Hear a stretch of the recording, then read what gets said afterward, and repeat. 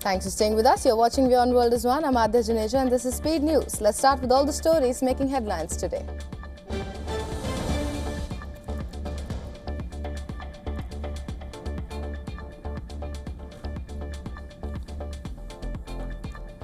Israeli Prime Minister Benjamin Netanyahu says the war in West Asia is not over yet. In an interview with CBS News, Netanyahu said Iran's stockpile of enriched uranium must be taken out before the war can be considered over. When asked how the uranium could be removed, he said, and I quote him here, "You go in and you take it out." Netanyahu also claimed that US President Donald Trump had a similar position. When pressed on whether there are military options to seize the hidden uranium, Netanyahu said he would not discuss such possibilities or timetable.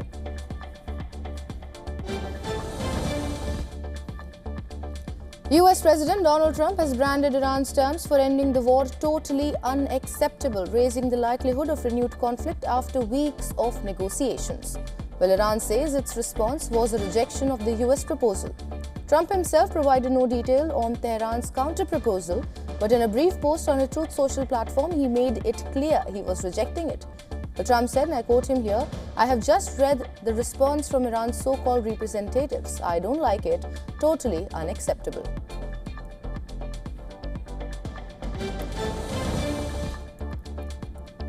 Iran had sent its response via Pakistani mediators. Iranian media has released the details of the proposal. Well, Iran seeks to end the war on all fronts, including in Lebanon.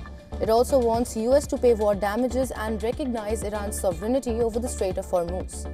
Iran has also demanded an end of American sanctions and the release of Iran's blockade assets by the US. According to the semi-official Tasnim news agency, the response also calls on the US to end its naval blockade, guarantee no further attacks, and end a US ban on Iranian oil sales. Iranian Nobel Peace Prize winner Narges Mohammadi has been released on bail and transferred to Tehran for urgent medical treatment. Well, this comes after supporters warned she was at risk of dying in prison. Well, the activist, jailed for campaigning against Iran's clerical system, reportedly suffered 2 suspected heart attacks in custody. Israel has kept up strikes on South Lebanon despite a ceasefire. In the latest, Lebanese authorities say 2 paramedics from the Hezbollah-affiliated Islamic Health Committee were killed. The state-run national news agency NNA reported Israeli airstrikes on more than 20 locations. Well, this includes South Lebanon villages where the Israeli army had warned residents to evacuate, saying it would act against the Iran-backed group there. A Lebanese health ministry statement said that Israel directly targeted with 2 strikes 2 health committee sites. 1 paramedic was killed, while 3 others were wounded in Kalaweh. In Tibnan, 2 paramedics were injured while 1 was killed. Well, the statement described what it called Israel's continued violation of international laws.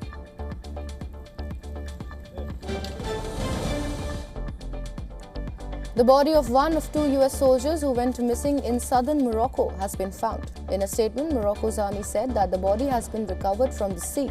Last week, 2 US soldiers went missing near a cliff on the Atlantic coast while taking part in the African Lion 2026 military exercises. A massive search operation was launched by US, Moroccan and allied forces after the incident. A US military official who spoke to AFP ruled out terrorism and pointed to the likelihood of an accident as the 2 soldiers may have fallen into the sea. Search operations are currently underway to locate the body of the 2nd US soldier.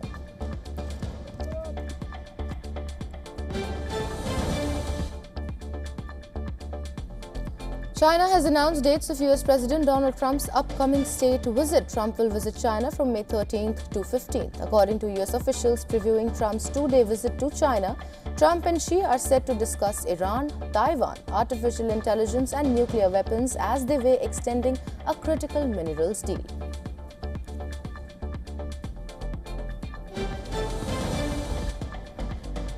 Civilians in Taiwan are continuing self-defense training ahead of Trump-Xi summit. The summit is being seen as carrying high-stakes meat for Taiwan's security, adding to a wider sense of uncertainty over how great power talks could shape Taiwan's future.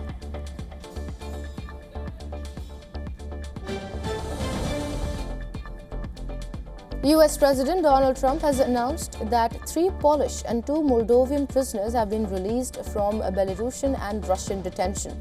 Sharing the news on social media, Trump credited the effort to engagement by his administration and his special presidential envoy.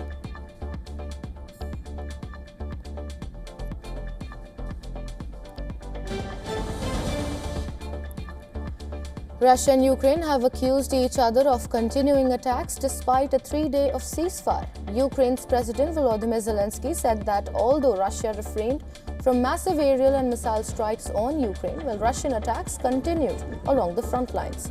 On the other hand, the Russian Defense Ministry claimed it strictly adhered to the 3-day ceasefire and instead blamed Ukraine of nearly 9,000 alleged ceasefire violations. The ministry claimed Ukrainian forces targeted civilian infrastructure in Crimea, Moscow and Belgorod region. It said Russian forces conducted retaliatory strikes against Ukrainian fire positions, command posts and drone launch sites.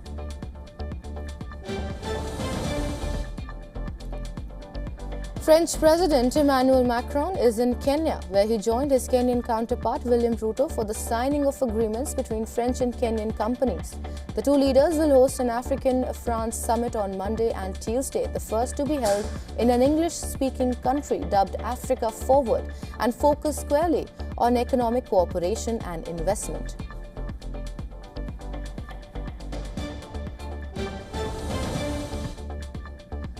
Thailand's former Prime Minister Thaksin Shinawatra has been released early from prison. The 76-year-old telecoms billionaire had been serving a 1-year prison sentence for corruption since September. He will be required to wear an electronic monitor during his 4-month probation period.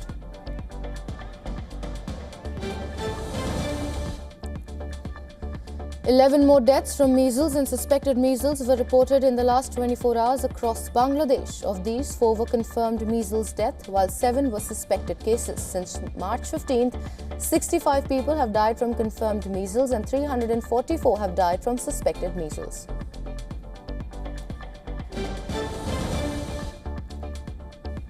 Hundreds of people joined a women's march in Pakistan's sports city of Karachi, protesting against the oppression of women and transgender people in Pakistan.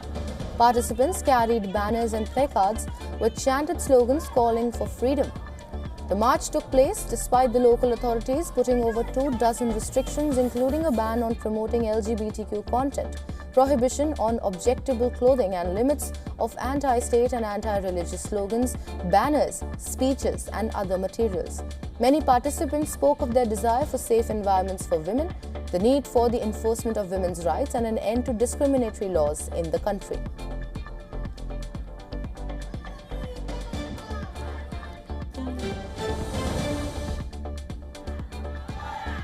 Thousands of people, led by mothers of those who have disappeared during decades of drug violence, marched in Mexico's capital on Sunday. The protest is carried out in wake of the violence and impunity plaguing the country as it prepares to co-host the FIFA World Cup.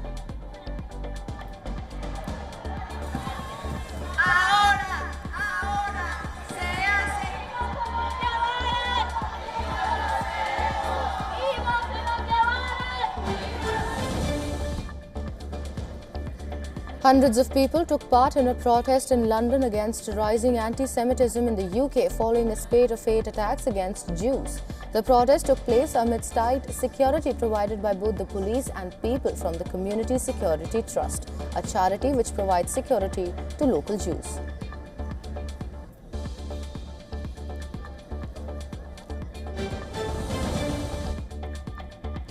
Newly sworn-in Bengal CM Suvendu Adhikari will chair first cabinet meeting today. At his first cabinet meeting, portfolios will be allocated to 5 members and ministers.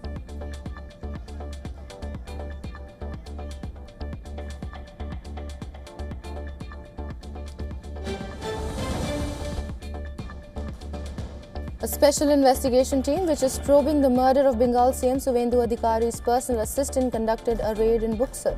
A person called Vishal Srivastava was taken in for questioning but was released later.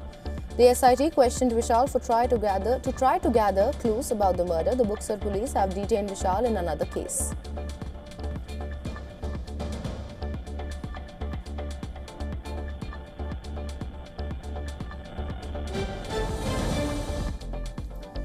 In Uttarakhand, the weather department has issued an orange alert for the next 2 days due to the possibility of rainfall and adverse weather conditions in various parts of the state. In the hilly regions, Garhwal Commissioner has appealed to pilgrims and tourists visiting the Char Dham Yatra to stay updated with the latest weather information and plan their journey with utmost caution.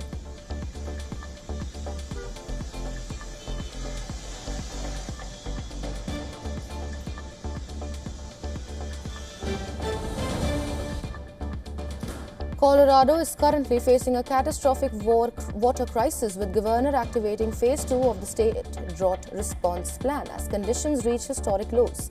The drought conditions are most severe at the 2 Buttes Reservoir in Springfield, which has suffered a total collapse. What was once a 700-acre, 25-foot deep body of water has been reduced to a dry, cracked bed. Thousands of dead fish now litter the reservoir floor, while Colorado Parks and Wildlife launched an emergency mission to relocate the fish, but the water vanished faster than the teams could work.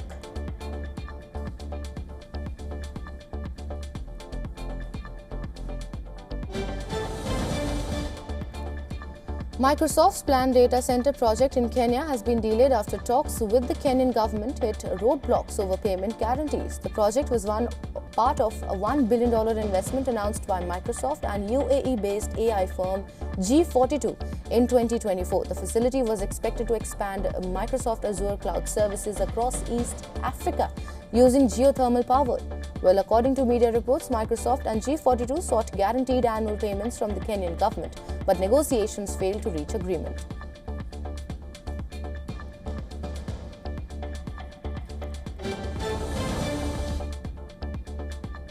In the United States, communities living near large data centers are raising concerns over growing noise pollution from AI infrastructure. Researchers say some data centers generate high and low frequency sounds that can be heard or felt hundreds of feet away.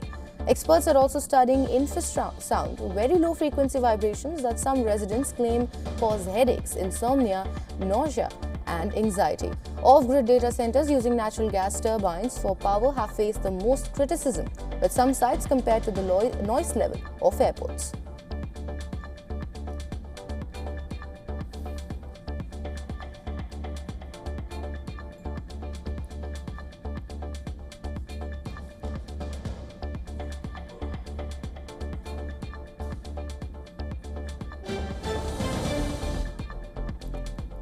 Alibaba is preparing to integrate its AI platform WION with Taobao to create a chat-based shopping experience for users. Well, the move will allow customers to search, compare and purchase products through conversations with an AI assistant instead of typing keywords. WION will have access to more than 4 billion products across Taobao and Tmall, along with features for logistics and after-sales support. Alibaba will also introduce a WION-powered shopping assistant inside Taobao with tools like virtual try-ons and 30-day price tracking.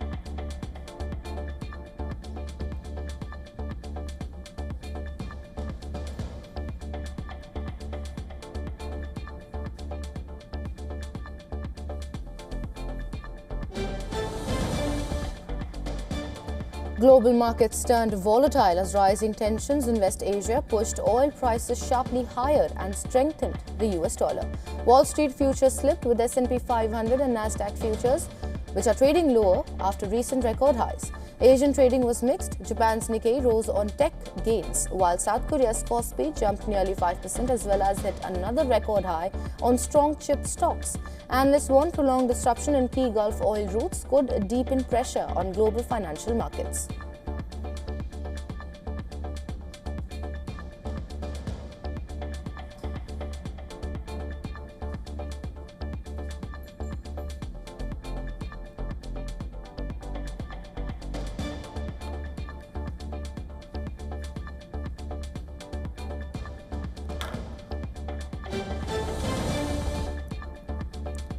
Oil prices jumped more than 3% after the United States and Iran failed to agree on a Washington-backed peace proposal, keeping tensions high in West Asia. Brent crude climbed above $104 a barrel, while crude moved nearly $99 amid fears of prolonged supply disruptions through the Strait of Hormuz. Markets reacted after President Donald Trump rejected Iran's response to peace talks as unacceptable. Investors are now watching Trump's upcoming visit to China, where discussions on Iran and energy security are expected. Analysts say continued disruption in Gulf shipping routes could keep global oil markets under pressure in the weeks ahead.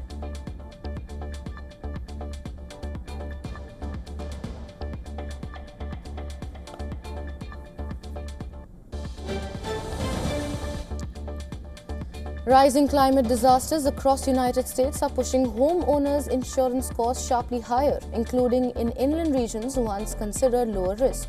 Premiums have surged as hurricanes, wildfires, hailstorms and flooding became more frequent and severe, increasing pressure on household finances.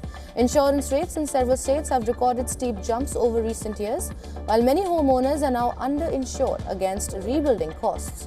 Experts say climate change is the biggest long-term factor driving higher premiums, alongside rising construction and reinsurance costs.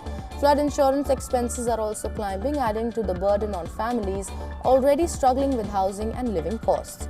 Analysts warn the trend could leave more households financially vulnerable as extreme weather risks continue to grow across the country.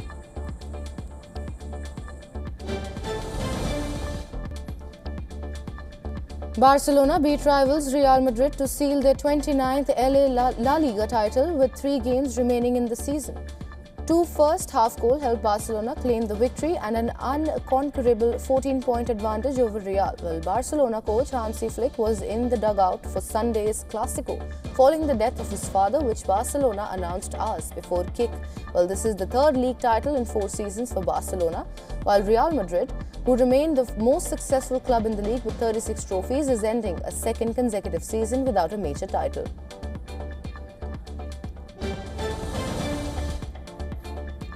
A month before the start of the 2026 FIFA World Cup, thousands of Argentines are already living the tournament through the country's tradition of collecting and trading soccer stickers. Parks and public squares across Buenos Aires have become crowded meeting points where children and parents gather in circles to exchange duplicates and search for the missing stickers needed to complete their albums. Well, the ritual, deeply rooted in South American soccer culture, has expanded in recent years from schools and parks to WhatsApp groups, apps and online marketplaces. Collectors say the appeal goes beyond simply filling the album.